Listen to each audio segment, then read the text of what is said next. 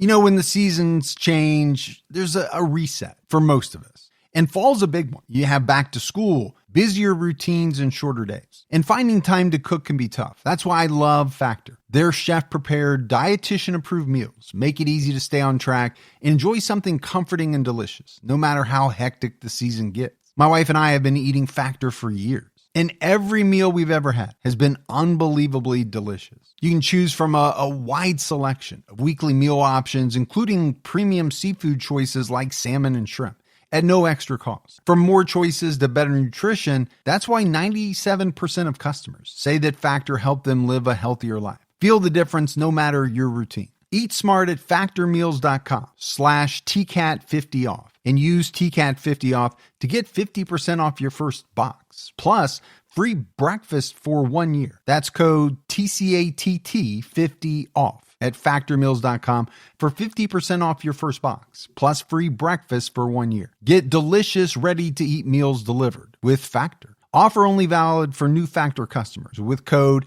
and qualifying auto-renewing subscription purchase.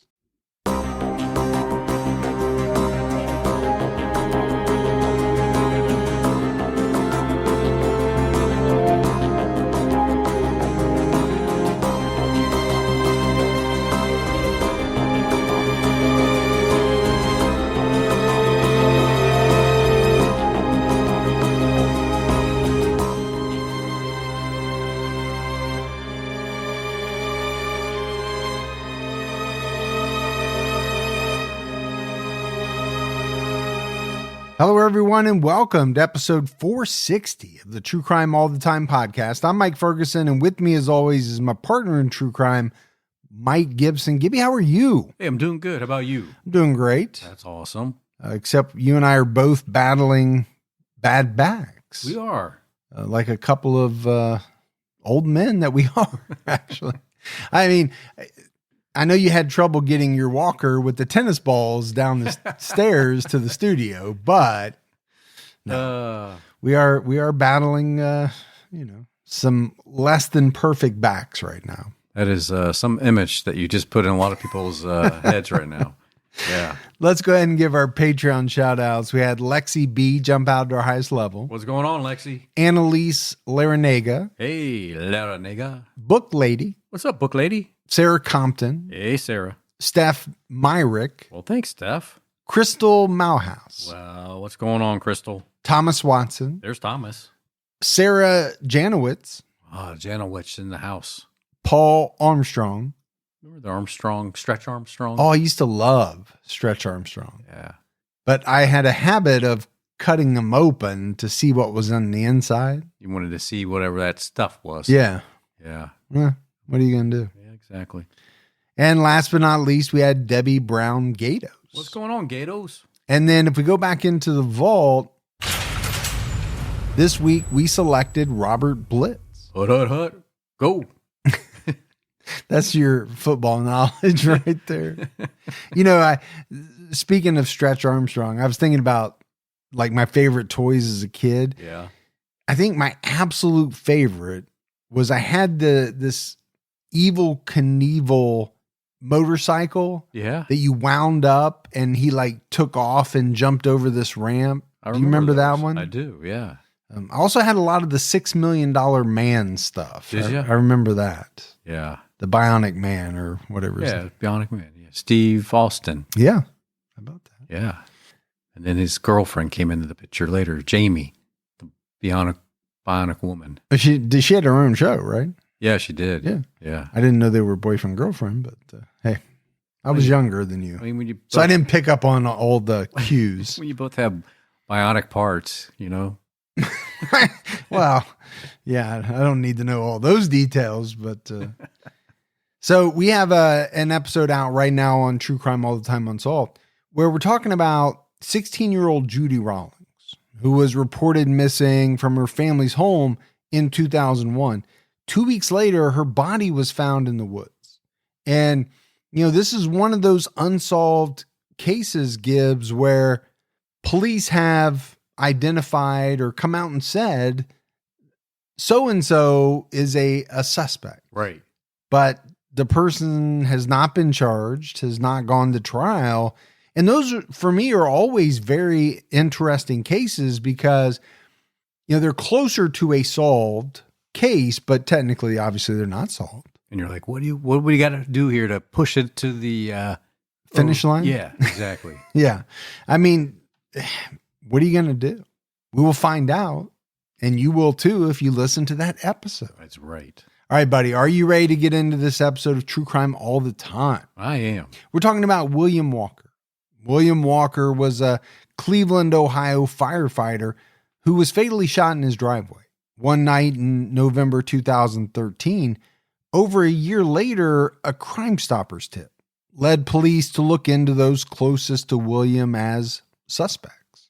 And I don't know if we've talked a lot about firefighters. I mean, obviously, you and I have done a lot of episodes, almost 1,000.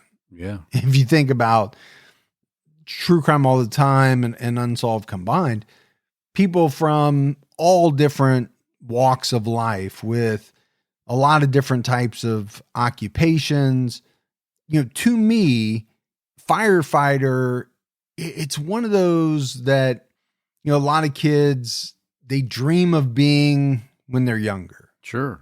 There's a bravery aspect to it. You're talking about people who are putting their lives on the line. Of course, yeah. To help others, right? To stop fires and save homes and save lives. It's a very dangerous job. Oh, absolutely it is, and my hat off to all those guys and gals that do that day in and day out. It can't be easy. I know you just want to go twirling down the pole. You like that, just like this.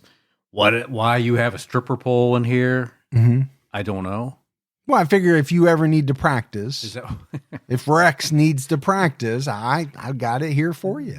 I'm not going to watch, but I'll leave the room. You can do your practice if you got a gig later that night or whatever. I walked myself right into that. You did walk yourself into that. William Walker was 45 years old when he was murdered. He was described as a personable, jovial man who loved his job.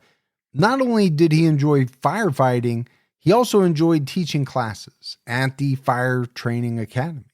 Personable and jovial. Those are two words that, people would use to describe you. You're a very jovial person. I kind of think I am jovial. No, I'm not kidding around. I'm not making fun of you. You really are. You get along with people very easily. I can be jovial. I don't know that people would grab that word out of thin air right off the bat. It wouldn't be the first word that probably comes to mind. No. There'd be some other word. I'm just going to say no, it would not be. William Walker joined the Cleveland Fire Department in March 1998. He was a member of the department's Elite Rescue Squad 4, the most highly trained firefighters skilled in demanding rescues. When the merger of the fire department and EMS services was announced, William was selected to oversee quality assurance in the EMT office and the EMS. Sounds like a pretty important role. Yeah, it does. And obviously, I think it denotes this air of, competency, right? What people thought of William Walker. He was good at his job. And those people are, often the ones selected for this role or that role. Secretary Michael Norman told the Cleveland Plain Dealer that was a very difficult assignment. Will earned a lot of respect for being willing to step up into that position. President of Cleveland Firefighters Local 93, Frank Szabo, said about William, he always put everyone else's needs ahead of his own. This is a guy who would read the paper and take away what's positive and ask himself, who can we serve today? He would give you the shirt off his back. Now, the shirt off his back thing, it's kind of a cliche, right? You hear that a lot. Sure. Does anybody really give someone the shirt off their back? Not normally. I do every Saturday night. Well, taking it off and twirling it around and throwing it into the crowd is not quite the same thing. Oh, okay. What I will say is that's, a lot more preferable to the last part of the act and what comes off last and gets thrown. I do warn the audience, This could take your eye out. How is a thong going to take somebody's eye out? It's the size of the thong. They got a peanut M&M size? Is that what you just click peanut M&M? In August 2013, William was promoted to lieutenant. This was just 1 month after he married his longtime girlfriend, Uloma Curry. William and Uloma met back in 2005. They were both divorced with children. It seemed like they had a stable and loving relationship. Uloma revealed that she was diagnosed with stage 4 breast cancer and couldn't afford treatment. William asked her to marry him so she could receive his health insurance benefits. Stand-up guy. Yeah, I mean, that's kind of fits right in line with what people said about him, right? Put others' needs ahead of his own, would give you the shirt off his back. Unfortunately, I have a lot of experience with breast cancer, and it can be very nasty. Yeah, sure can. On July 7, 2013, they got married in a private ceremony at a courthouse in Cleveland. Soon after the wedding, they purchased a home in Madison Township. They both wanted to move out of the city to a quieter area. At the time of the murder, William and Uloma were living in a 2-family home with an upstairs and downstairs unit. Uloma's daughter, Jacqueline, who was 17 at the time, and her boyfriend, 20-year-old Chad Patchett, lived in the downstairs unit. Chad lived with the Walkers for weeks at a time. And it was, kind of noteworthy that when researching the case, when you go back to like 2013 articles, they don't use Jacqueline's name because she was technically a minor at the time. Now, all the reporting that came after that, they do use her name because obviously she would have turned 18 at some point. You could use her name at that point. But this is an interesting situation, right? You're living upstairs. Uloma's daughter and her boyfriend are living downstairs. It was said that Chad had no interaction with William while he was living in the house. He never even said hello to William because William would not have accepted his relationship with Jacqueline. William was described as having a strict parenting style. Sounds like a tense house. Well, yeah. I mean, and I can only assume that his biggest issue would have been the age gap, right? Chad's 20, Jacqueline was 17. Now, to some, 3 years is not that big a deal, but she was technically a minor. So yeah. That probably played into William's thinking. I just can't imagine being in a house or a building and knowing that your daughter and boyfriend are on the other floor and you just never talk to the other person. Like not even, hey, how's it going? Yes. I mean, you're going to cross paths, right? When you're living in the same building, I get it. It's 2 different units, but people are going to come out at the same time. One person's going to be leaving as the other comes in. It would be very awkward. A detective later wrote in an affidavit that William had problems with them in the past and had received threats from Chad. So, okay. It's one thing to have an awkward situation where you don't like this guy, he doesn't like you. So you don't really interact that much. It's a completely different thing for William to have received threats from this 20-year-old. I think I'd have a problem with that, though. So now you're living in my building. You threaten me, and now you're living here. I don't know. I would have there had to be some type of conversations happening. Yeah, and obviously we don't know what conversations, if any, were happening. It's also a weird dynamic because, it's his wife, Uloma's daughter. So how do you kick him out?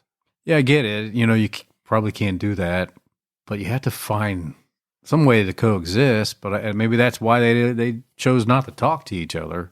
It just seems so stressful. I feel like it would be.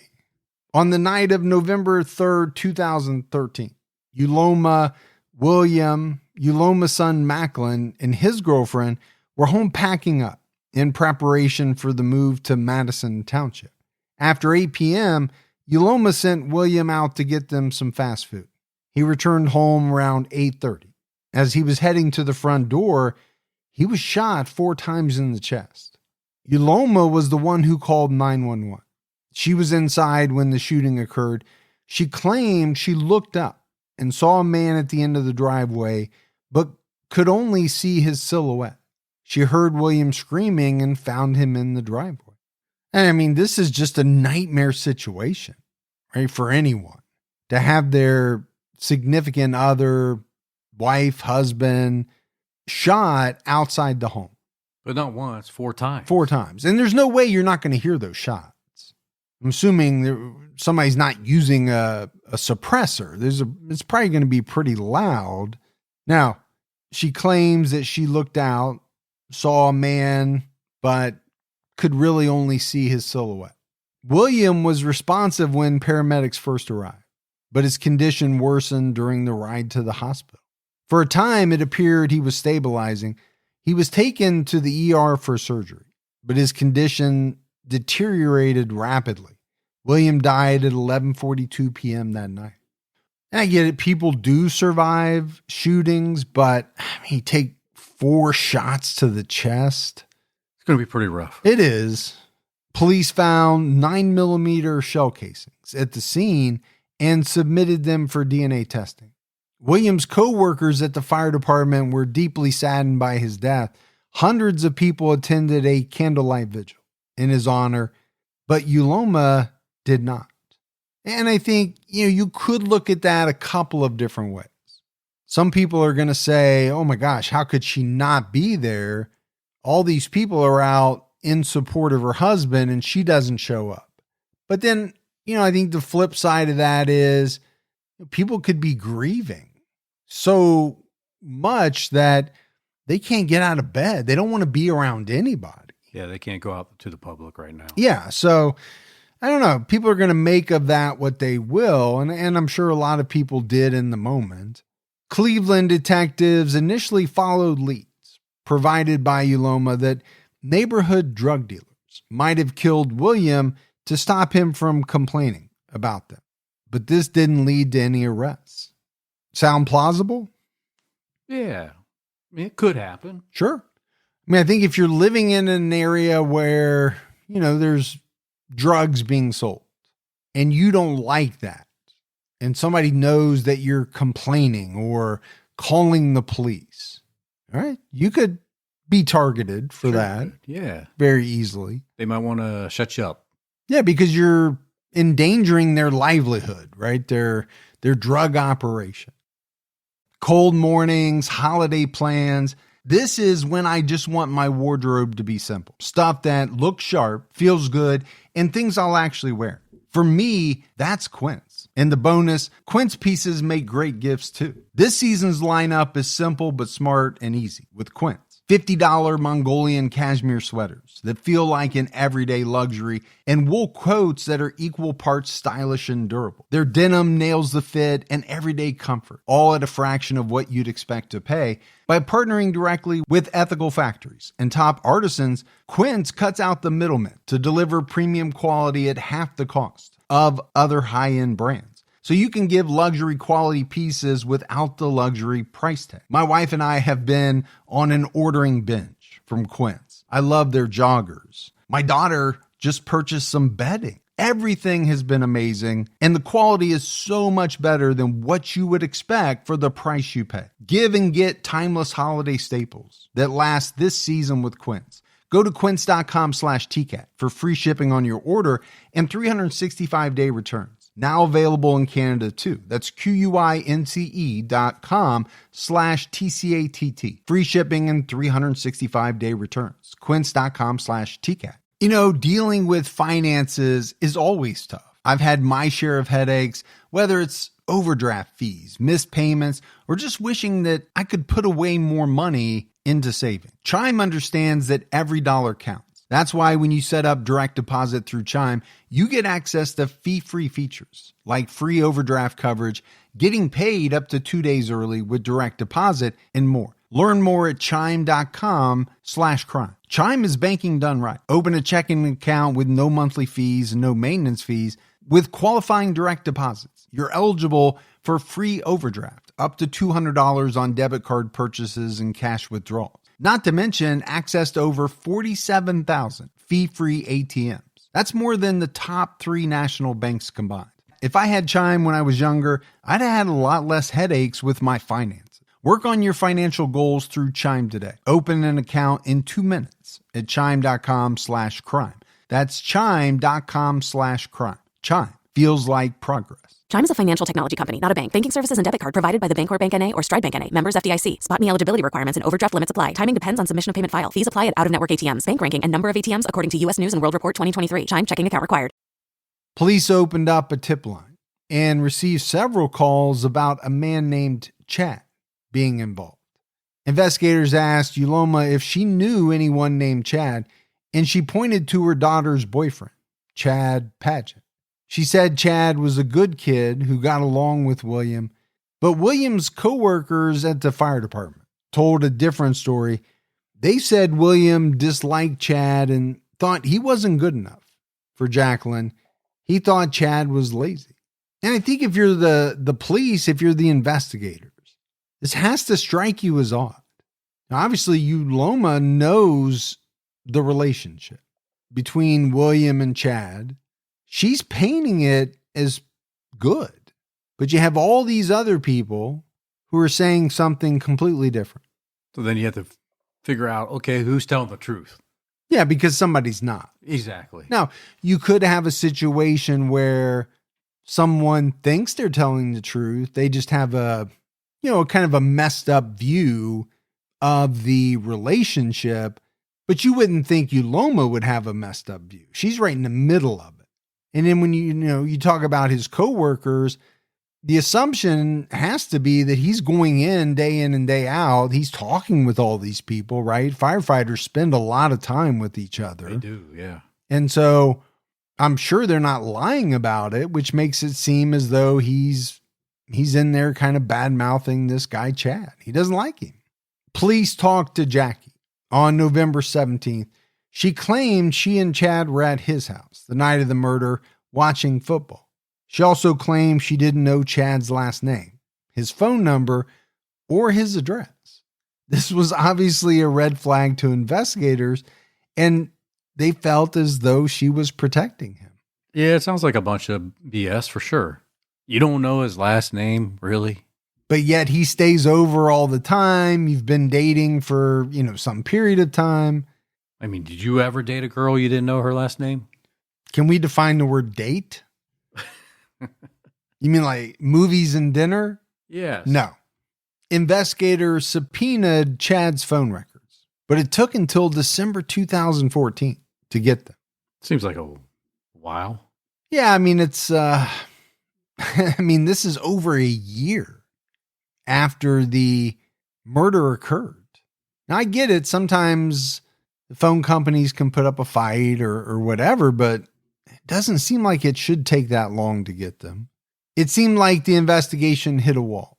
But around that time, Crime Stoppers in the Cleveland Fire Department offered a cash reward. And you and I talk about cash rewards a lot, right? What do they mean? Well, sometimes they don't mean anything. You can offer money and people deem that it's not enough to come forward, even if they know about it. Sometimes you can offer a lot of money. Nobody comes forward. Yeah, we've had those cases down in Australia where they offer $100,000 or more. Yeah. And the cases still are unsolved. And why is that? Maybe it's because nobody has information. Exactly. Or even with that amount of money, they're too scared to come forward. Yeah, it's just not worth the risk. But in this situation, a man named Enrique Ramos came forward to report that his friend Isaiah Solomon was approached by Chad Paget, who offered him money to commit the murder. Solomon confirmed this story and claimed Chad told him he was working for his girlfriend's mother, Uloma Curry Walker. So the plot thickens. Well, it does. It also, if true, starts to explain a number of things. right? Why would Uloma say that the relationship between William and Chad was good when everybody else seemed to know that it wasn't? Well, maybe it's because she had a vested interest in protecting Chad because he could implicate her. When reviewing Chad's phone records, police saw a communication pattern between Chad, his girlfriend Jacqueline, and a man named Ryan Doherty. Ryan lived in the Walkers neighborhood and was known for being a burglar and, according to Oxygen, trouble on wheels.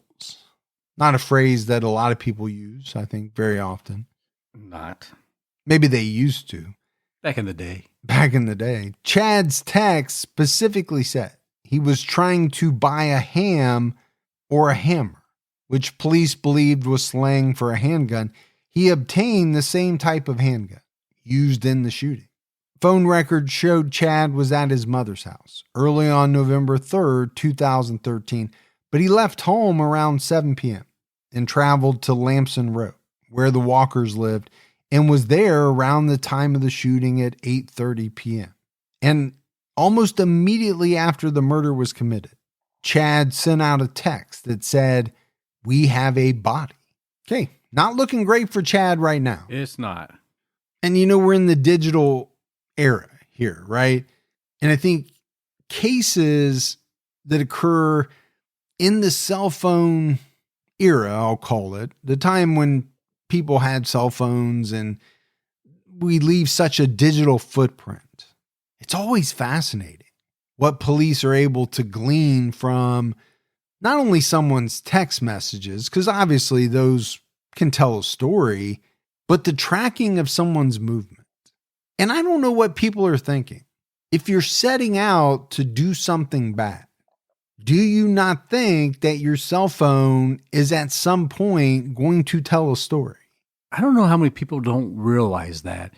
Even back in 2013, did you not know it's like a little tracking device? Yeah, because it's been used that way for, many years now. Yeah.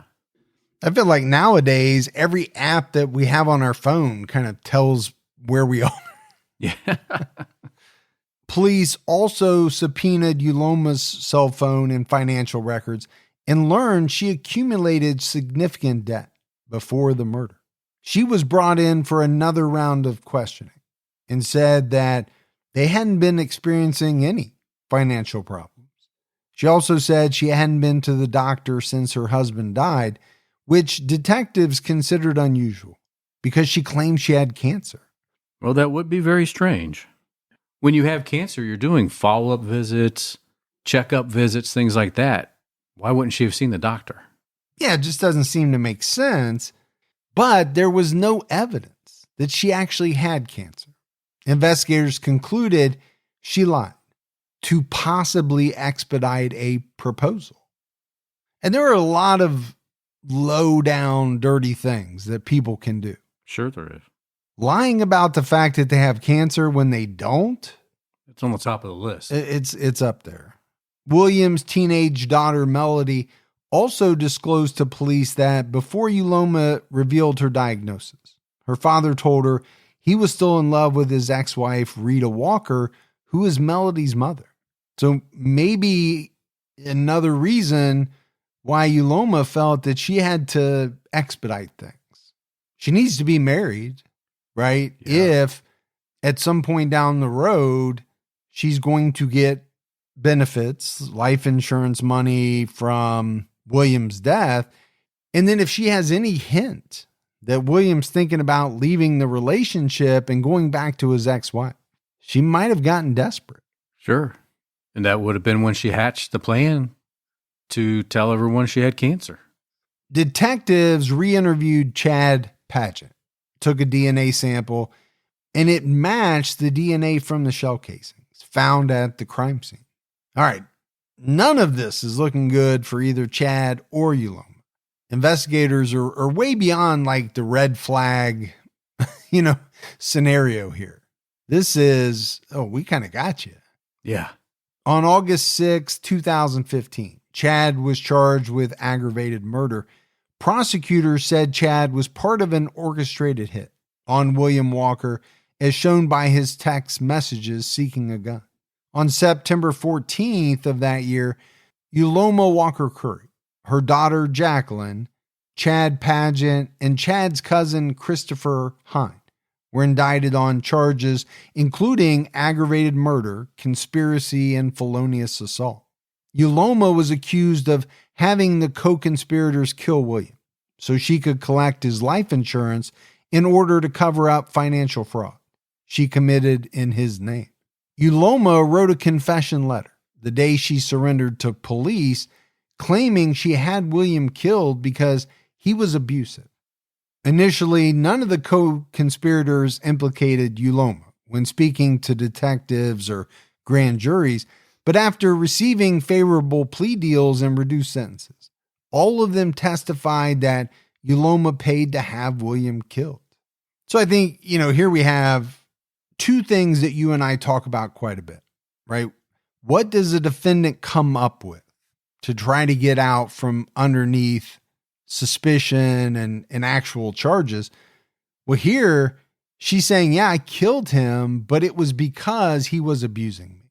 And then the second thing is, plea deals, reduced sentences for members of the group to testify against someone. And I think, you have to look at that as kind of one of those necessary evils, right? You don't want these people to get off lightly, but you got to do what you got to do to make sure you get the conviction on the person who orchestrated the whole thing. Yeah. The mastermind. Prosecutors agreed not to seek adult charges against Jacqueline, who was held in juvenile detention. While in custody, Chad Pageant made a full confession.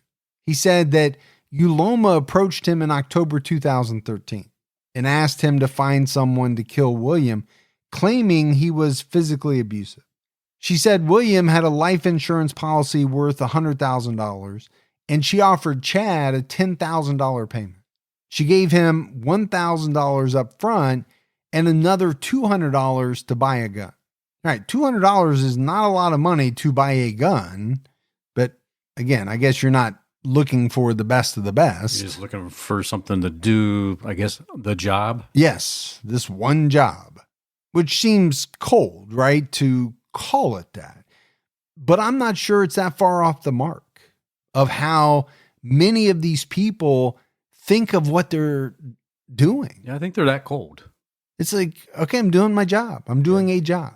When Isaiah Solomon declined his offer to kill William, Chad approached his cousin, Christopher Hine. Christopher backed out and then recruited Ryan Doherty. On November 3rd, Chad and Ryan went to the Walker home and waited for the signal from Uloma. Chad loaded the gun, which explained why his DNA was on the shell casings. And I know I've talked about that recently. I think that is something that a lot of people don't think about. When you load a magazine with bullets, you are pressing each of those shell casings. Most people do it with their thumb to get them to go down into the magazine one after another. Yeah. You're essentially leaving not only DNA, but probably a big old thumbprint on every one of them. Yeah. Uloma messaged Jacqueline, which served as a signal, and Jackie told Ryan and Chad it was time. Ryan got out of the car and hid behind a garbage can. He shot William 4 times. When Christopher Hine first spoke to the police, he implicated Chad, but not Uloma. After lying to the police and receiving a favorable plea bargain, Christopher contended that Uloma wanted William killed for money. He admitted he intended to kill William in October 2013, but lost his nerve.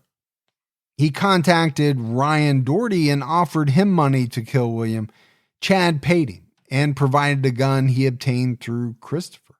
On November 3rd, 2013, Christopher and Chad enlisted Christopher's cousin, Derek Yanetta, to drive Ryan and Chad from the west side of Cleveland to the east side where Walker lived. Derek was told they were going to buy marijuana. he didn't know the real purpose of the drive. Chad directed Derek to park at 8:30 p.m. Ryan went to the Walker's backyard and hid behind a garbage can. Ryan shot William multiple times before he and Chad returned to Derek's car. Derek ordered them out of his car when he learned they had shot someone. So Ryan and Chad ended up taking a train home. Well, there's a lot of things going on here. I just found it strange that they took the train home. That's what you found strange in all of this. Well, there's a lot of things going on here that are very strange. Well, I assume they didn't really have many other options. But think about this guy, Derek. Yeah, he's hanging out with these people. Maybe he considers them to be friends. And they say, hey, we're going to go get some weed. Okay. Maybe they're all into that. So he's driving to get or to do what he thinks is going to be, to obtain weed. And the next thing you know, he's involved in a murder. But once they get back to the car and he's realized that, he's like, I'm not taking you guys home. And, he takes off, which, obviously that was a good thing for him to do because he probably could have got caught up in it too. Yeah, I mean, you have to say, I'm out. I don't know what's going on, but I'm out of this. This is crazy. Yeah, this is not what I signed up for. But I think the overarching thing that I really take away from this is just the coordination and how many different people were involved, had knowledge of it. Of course, you have Uloma because she's kind of the catalyst for the whole thing. Then you have Chad, you have Jacqueline, but then Chad enlists a couple different people. So you have 4, 5, 6 people with knowledge of what is going to happen. But you know what not one person does? And we talk about it all the time, right? No one says, hey, this is a bad idea. No one goes to the police and says, hey, I don't want to be wrapped up in this. Somebody's going to get killed. And I do want to talk about the money for a minute. Okay, Uloma is set to inherit $100,000 in life insurance. Yeah. No way anyone's life is worth $100,000. We know that. Chad is going to get $10,000. So now you have to weigh $10,000 versus someone's life. He's paying someone else to actually kill William. Yeah. So now we have a lower amount, whatever that amount is. It just gets to be ridiculous. The whole thing. That people were willing to kill for such little amount of money. Yes. Yeah. And I think it illustrates just how little some people value human life. It's a scary thing. It really is. It is. It used to really bug me when we first started doing the podcast. Mm-hmm. It still bugs me, but I'm not surprised anymore because we've heard people being killed for hundreds of dollars. Yeah, I mean, you're right. It's not surprising, but somehow it does still befuddle me in some way. Yeah. That people are willing to go along with some of this stuff. Ryan Doherty was later arrested for multiple robberies, including one where he shot a victim. In 2014, he was sentenced to 15 years in prison for aggravated robbery. Derek Yanetta was murdered in February 2017 by Dominic Williams, who shot him outside a bar. On April 28, 2016, Jacqueline pleaded guilty to delinquency charges in juvenile court. According to court filings, Uloma gave her daughter cash, which she gave to Chad, which initiated the series of events leading to William Walker's murder. So, let's face it, right? Delinquency doesn't really seem to fit the bill, but she was a juvenile at the time. And I'm sure that played a big role in determining her charges and her ultimate sentence. But there's no doubt she had a great deal of, culpability in this whole thing. Oh, yeah. In June 2016, Ryan Doherty pleaded guilty to aggravated murder. He agreed to a life sentence with the possibility of parole after 23 years. So he got 15 for aggravated robbery. He got a life sentence for aggravated murder. Possible parole after 23 years, but he's also got that 15-year sentence. So On top of that. yeah, I don't think he's going to be getting out anytime soon. Also, I think the chance of him getting parole after the 23 is probably not great. Yeah.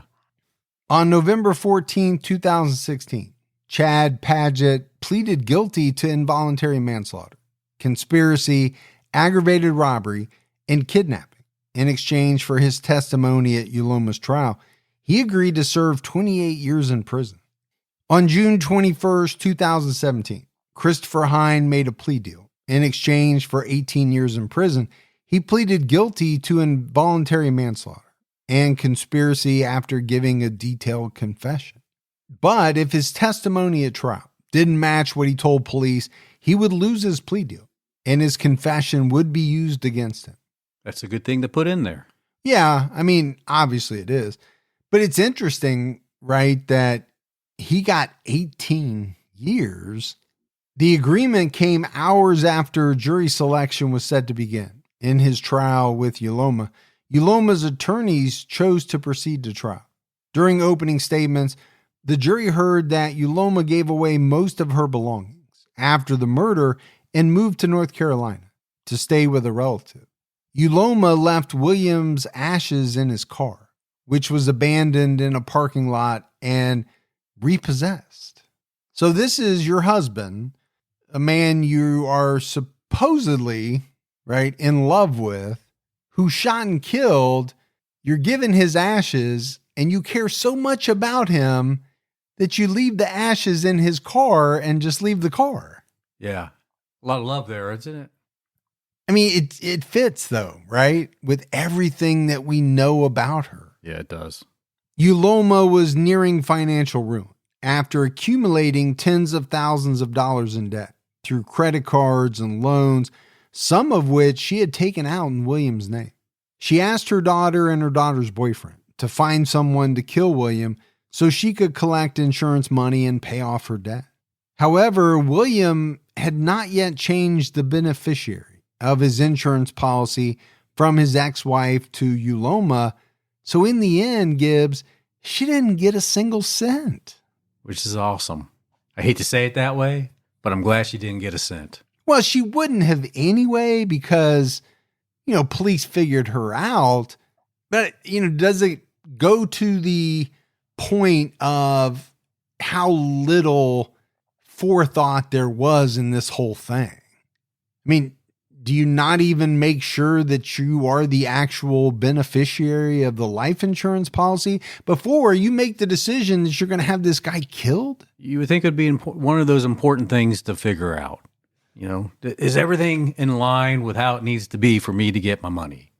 Defense attorney Robert Dixon said they weren't going to argue which of the co-conspirators killed William. What was in dispute was whether Uloma played the role the prosecution said she did. Cleveland detective Thomas Lynch testified that Uloma was being deceitful during the 911 call she made on the night of the murder. According to State versus Walker Curry, he testified that the biggest indicators in this call, when I reviewed it, is the term please. Used alone by itself is an indicator of deception. She used it 17 times in this 911 call. Wow, 17 times.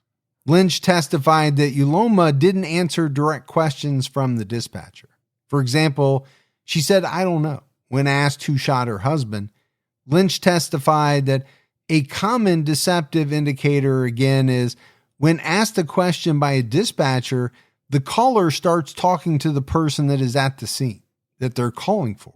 In this case, "I love you, I love you, I love you," was noted being said by Uloma Walker Curry when asked a question by the dispatcher. Also, another red flag deceptive indicator is repetition. When a caller says things over and over and over again, that in itself is a deceptive indicator. And I get it. This guy's, probably an expert in that field, but I'm sure there are times when people do that and it turns out they didn't have anything to do with killing the person they're calling 911 about, but an indicator is an indicator, right? What does that mean? Well, maybe you should check into it. Yeah. The defense moved for a mistrial. During Lynch's testimony, Uloma's attorney argued there was no basis for the psychological analysis on behalf of the detective. Their motion was overruled. Uloma's daughter, Chad Paget, and Christopher Hine testified that Uloma said she wanted William killed for his insurance money. She offered to pay $10,000 with $1,000 up front for the murder. It's nuts, man. Yeah, the amount of money that we're talking about. But, here you have not only Chad and Christopher, but her own daughter, right? All three of these individuals testifying. That had to be pretty powerful, right, in the courtroom. Now, I think you do balance that with the fact that, okay, they're getting deals. Doesn't mean what they're saying is untrue, but you kind of have to take it into account a little bit.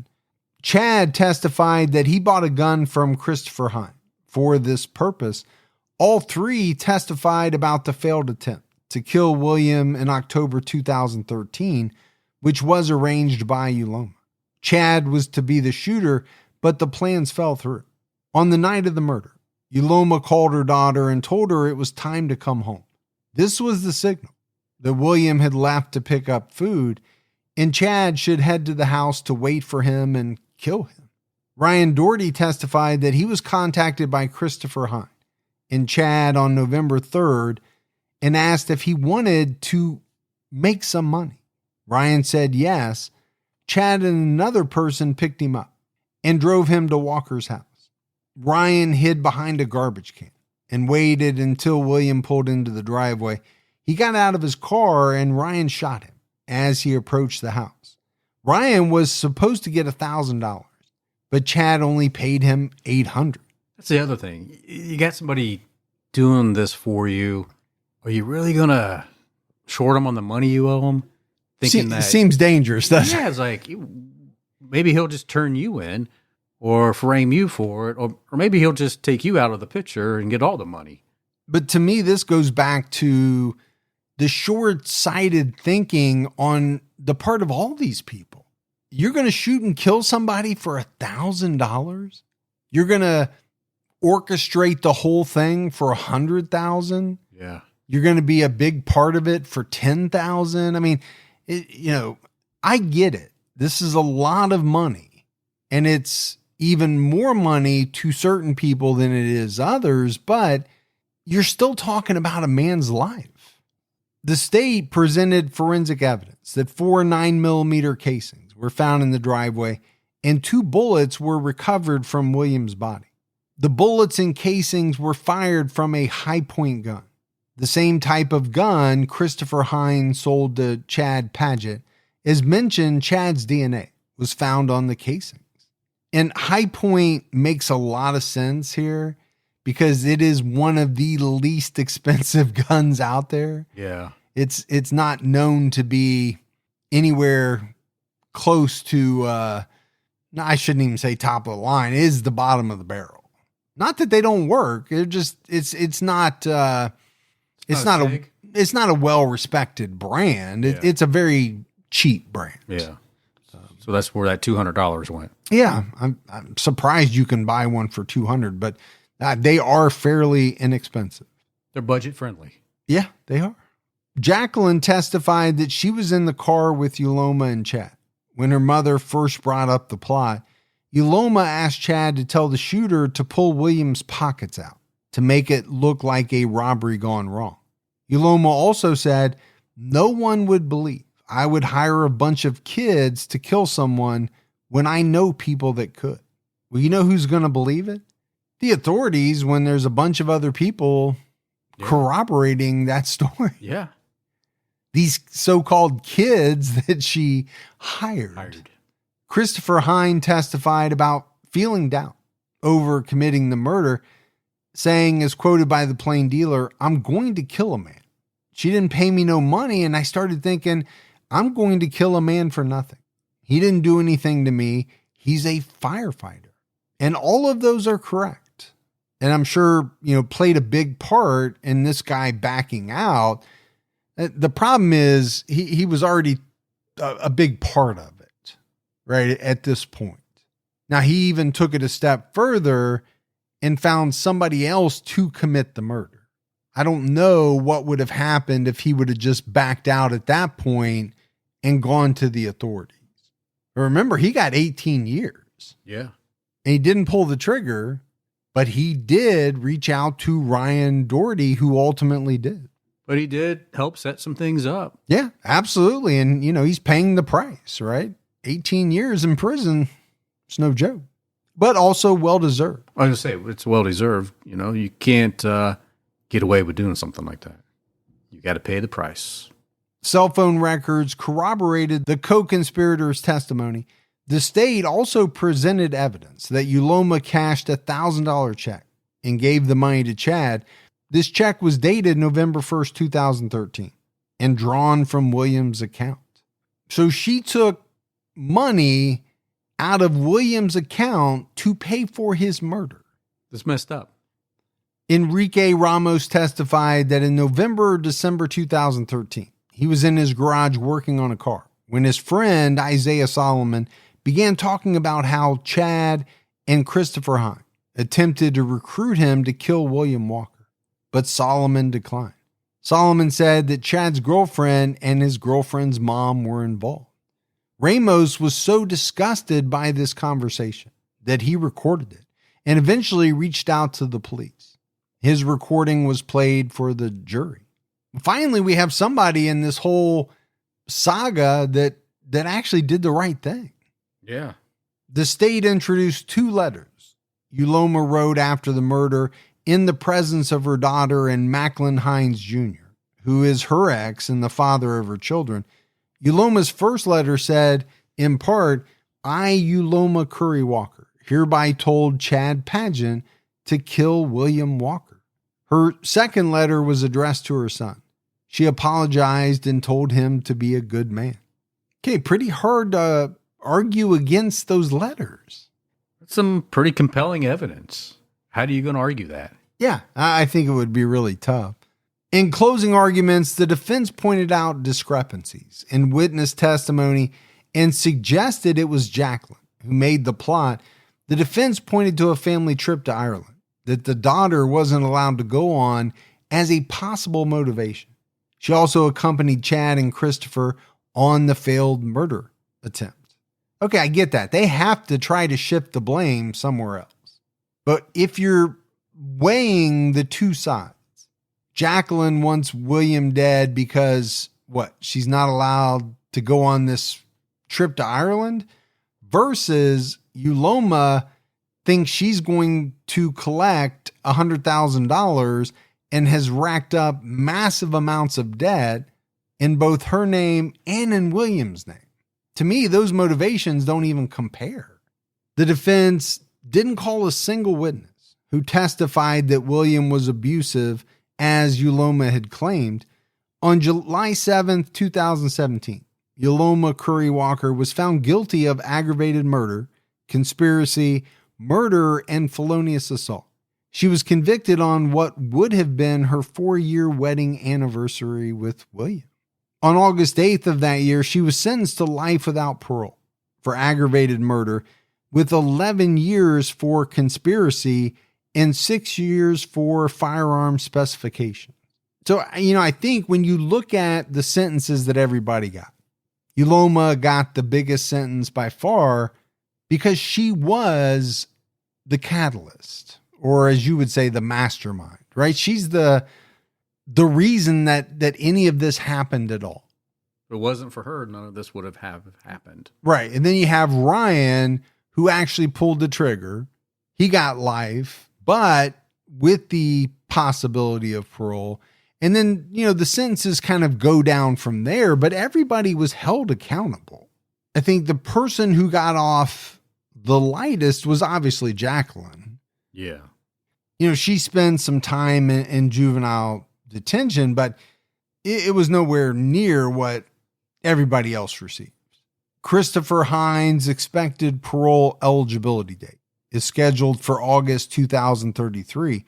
Ryan Doherty's next parole board hearing is scheduled for June 2038. Chad will be eligible for parole in June 2043. It's a long time away. It is. I mean, all of them are, but for good reason. As we wrap this thing up, Gibbs, we said it early on. William Walker was a kind, generous person who dedicated his life to serving his community. When his girlfriend told him she had cancer, he married her so that she would have better health insurance, not knowing that the whole thing was a lie. Instead, Uloma plotted to have her husband killed so she could pay off debt, but failed to realize that she was not yet the beneficiary of William's life insurance. She didn't receive any money and is now serving life in prison for her crime, which is exactly where she should be. Absolutely. It's where she belongs. And in my mind, I think she should spend the rest of her life there.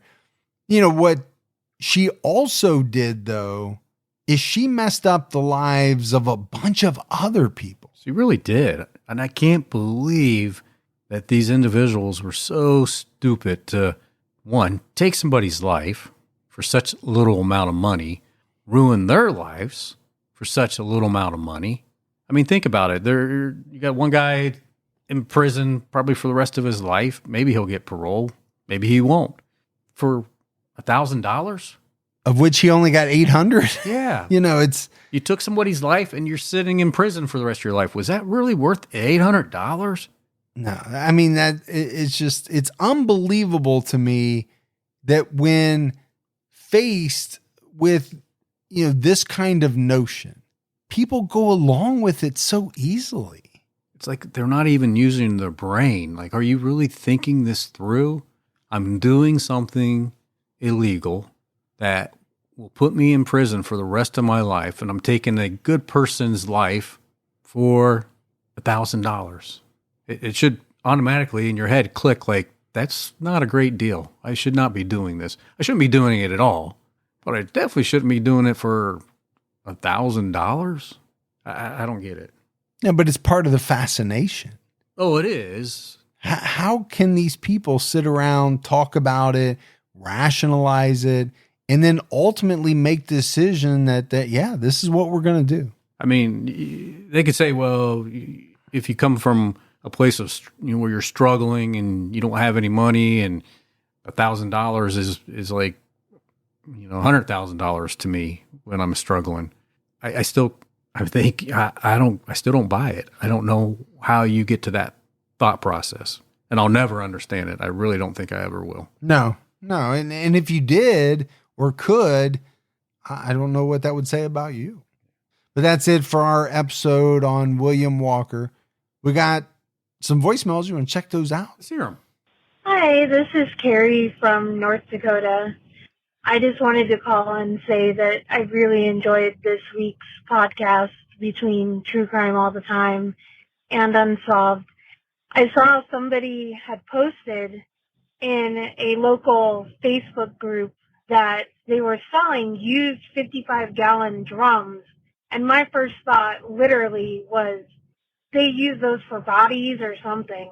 I just thought that was kind of funny and figured I'd share. Keep your own time ticking and have a great day. Local Facebook group that they were selling used 55-gallon drums.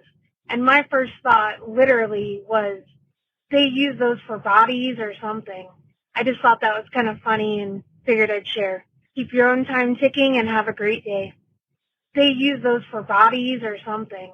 I just thought that was kind of funny. Yeah, I mean, if you're into true crime, I don't know how you would see a post like that about 50-gallon drums and not think. One, they've either already been used or, somebody's buying these to use them for that. Now, I get it. 50-gallon barrels are used for all kinds of things. Oh, absolutely. But they very often are used to hide bodies. Well, 55-gallon drum, you could easily get a body in there. And it's been done many, many times. It has. Hey, Mike and Gibby. It's Kaylee from Ottawa. I've been a long-time listener in the background for a long time, and I was just listening to your Jose Heron case, and at the end of it, you were mentioning how in Montreal, everything's French, and in Ontario, everything's English and French, and it's actually Canada-wide that products sold in Canadian stores have to be both bilingual in Canada and French, or English and French. And the only reason I know this is because I'm in the warehouse industry, and it is a whole thing. So yeah, Montreal doesn't really abide by the rules, but the rest of the country has to. Sucks for us, but yeah. Anyways, love you guys. Keep it up. I will continue lurking in the background. Bye. She's out there lurking. Just lurking. That's great information. We It is. appreciate it very much. Yeah, thank you for that. All right, buddy. That is it for another episode of True Crime All the Time. So for Mike And Gibby. stay safe and keep your own time ticking.